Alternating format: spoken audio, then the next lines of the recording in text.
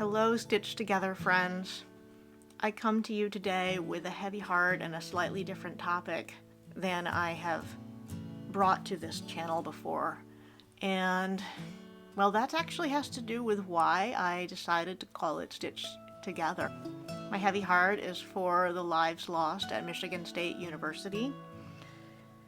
Every time there is a mass shooting, my heart is heavy and I am tired and I am angry because last summer I, too, was in a mass shooting and I wore the dress that I am wearing right now.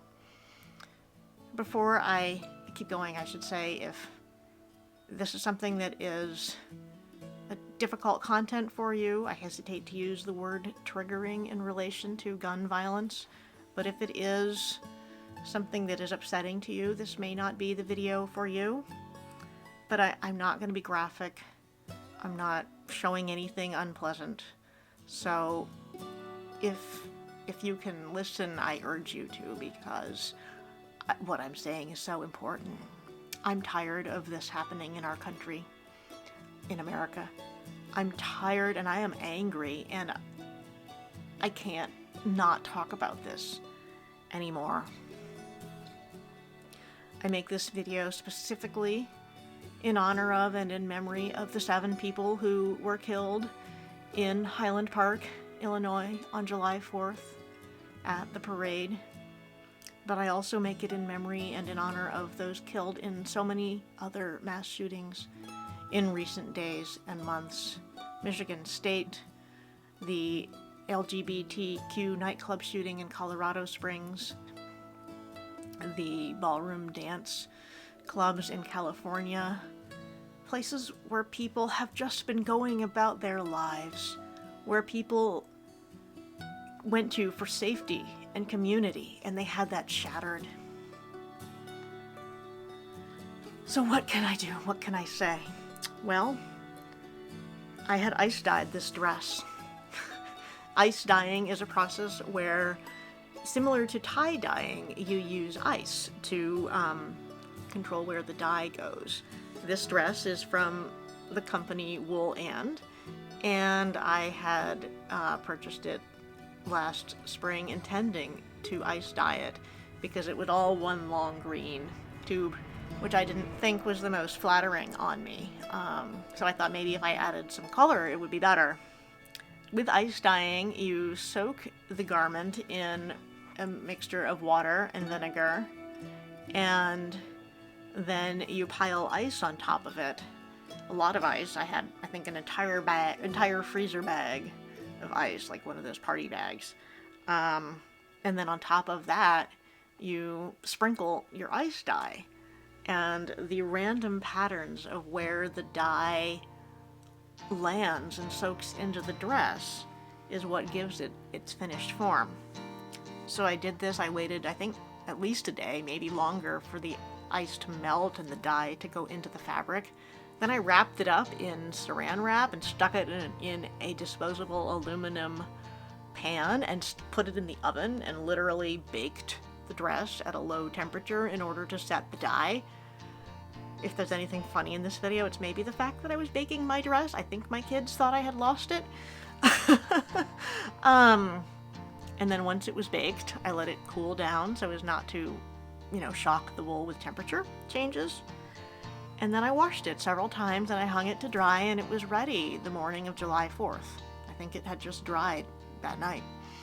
I didn't even get a chance to take a finished object picture of the dress before we went downtown to the parade and chose to go to our usual spot, which are some steps kind of near the Dairy Queen in town. My kids were expecting some ice cream because a few minutes into the parade, the shots started to ring out, and they were just up the street from where we were standing. People started running and shouting. I thought it was fireworks, but then people were saying, "There's a shooter, run, run, run." So I ran, and as I was running, people were turning over the wrought iron tables and chairs that are in that square, and they were hiding behind them, and they were hiding behind skinny tree trunks and planters And all those were taken with people, so I ran a little farther to behind a pillar and to where there's an alcove where there's a pediatrician's office. And I should pause and say my kids were out on the street, not like on the street, but they were by the curb. They had wanted to catch candy, and so they ran down the street that way, away from the shooting and the sounds, and in the direction that all the people were running. And my husband and I and my in-laws, we ran this way in order to escape the bullets. And as I was running, and I was gonna lay against a wall on the ground, and someone turned over a table, one of these wrought iron tables that people sit and eat ice cream at, and as I dove down towards the wall, my dress tore. This dress that I had just ice dyed. And I remember the sound, that ripping sound, amongst all the other sounds of screaming. And was there the sound of gunfire during that moment? I'm not sure, but I do know that I heard the sound of the dress tear, and I thought, oh my gosh, my dress just tore that I just finished. And then I thought, oh my gosh, at least it was just my dress.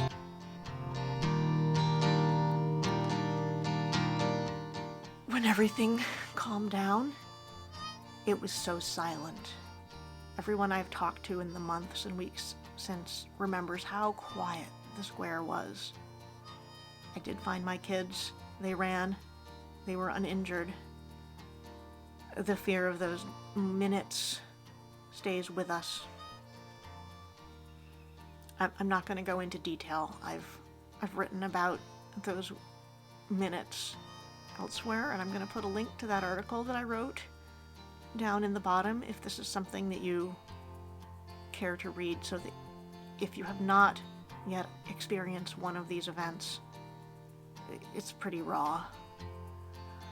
I'm definitely in the club of,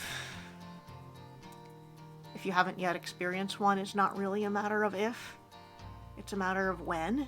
They keep happening, and I think the news over the last few months keeps showing that. We went back to my in-laws' apartment once we had all found each other, and their apartment was just outside the containment zone that the police set up. And that's that's when I finally got a picture of this dress. And I got a look at the rip. That's really what I'm trying to talk about here, but obviously, as you can see, it's a complicated emotional picture. I noticed that it would be a mendable tear. The dress wasn't permanently damaged beyond use or recognition. But it still took me 2 weeks to put some large looping stitches in. I just didn't have the heart yet to close that wound. I was still too much in shock and in grief. Still too... Well, I'm always horrified by what happened, but it was still too raw and too new for me to even think about closing up that hole. But I did a couple weeks later because I was going to Florida to visit my grandmother, who was 98, and I just felt weird about walking around with a big gaping tear in my dress. So I made the barest gesture at sealing that up. And those 3 or 4 stitches held for a few months. And then in early September, I sewed them closed with some blue embroidery thread. And I intentionally didn't try to make it invisible. I wanted it to be visible. In a way, this is a scar mark. It's a visible sign for me of what I experienced. And as I moved through this process of barely sewing the dress back together, and then sewing it together with the blue embroidery thread, I knew that I was stitching together a wound, that I was mending my dress as a visible way of showing what my own process of mending and healing was looking like. And it was becoming clear to me that this will never be fully mended. I'll always be grieving what happened here on July 4th, and it's gonna always be with people in the places where this keeps happening. If you look at this little mend, you can see that could easily be part of an H or a P. The slogan here has become hpstrong, which people have taken to mean different things. I think for some people it means strength to power through. For me, that strength is not a turning away from what happened, but a full awareness that the horror of what happened must be used to work for change and to work for something better. So, as I've been thinking about what's happened at Michigan State and elsewhere this week, I thought, okay, now I'm finally going to take out the little embroidery hoop that I have because it was in one of my children's sets of crafts, not because I have any embroidery practiced myself. And I'm finally going to stitch this together more. And so I added the lines around it to make the H and the P. And I think there's more that I can add here. I might put a heart around it, or I might even put on the hpstrong. I don't know what the next steps for the dress will be, but I know what the next steps for me will be. And part of that was creating this channel. I've always been drawn to the fiber arts because of the tactile feel of the yarn and the fiber, because of the beauty of what we can create, and because of the community that it puts me in touch with. But after the shooting, these things became necessities for me. I needed the feel of fiber to ground me. I needed the beauty of creating things as an antidote to the horror of what we had experienced. And I needed especially the community. I needed especially the people. That is what gave birth to this desire to create a channel. But it's taken me a little while to kind of go with the fact that I really needed to not just call it Stitch Together Fiber Arts and talk about my projects, but to take it one step more and make it something that could be a voice for change, for advocacy, for craftivism. I hope that you will join me as I think about craft activism, craftivism, ways to join this conversation about the senseless gun violence that we're facing in America. I have ideas for projects to do what I'm thinking of as gunsenseweaving or gunsense crafting. I have this simple frame loom, and I know people make temperature scarves, temperature blankets as part of the Tempestry project, which is a word that combines temperature and tapestry. And these projects will weave or knit or crochet a different color of yarn for the high temperature each day, and it's a way to track climate change. And I'm envisioning projects that use the power of color and the power of fiber arts crafts to do craftivism around gun violence. There are so many statistics out there of how many more shootings there are now than there were X number of years ago, even perhaps since the Columbine high school shooting. That number just keeps going up. There are graphs and images and statistics around how many more shootings happen in the United States than compared to our sister nations and countries. There's the sheer number of people being killed. There's the sheer number of places affected by this.